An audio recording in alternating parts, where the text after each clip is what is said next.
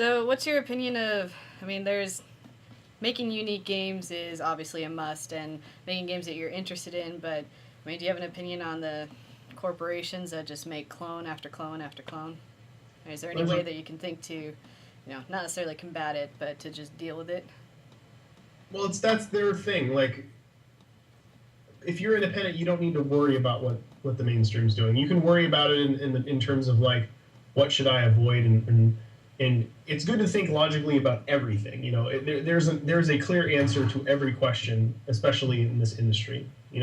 Why do people make clone after clone? Well, it's very easy. It's because they know on paper that this previous game sold X, right?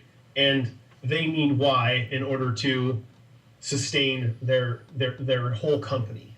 So if somebody comes in and says, "I got this really great idea for this game about a child who uses its tears to fight off its mother," and they're like, "Okay, that sounds like it's not going to succeed because I have nothing on paper that shows that anything like that has been made and it is lucrative in any sense. And we need to make X amount of money in order to stay afloat and keep all these people paid." They have to default back to something that they know is going to sell, especially in this kind of economy.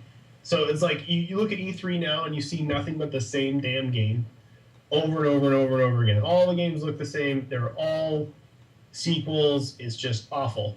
But there's a reason for that, and a lot of it does have to do with the economy and the idea that for a large company to take a risk on something that's never been proven to do well, like a new IP, it means that the company could end. It could completely crumble because it's all big business. It's all big money.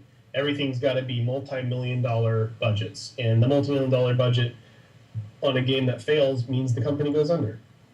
Now, the difference between independent games and mainstream games is night and day. Is the fact that when you're independent, your investment is, maybe a month's rent. It's very minimal.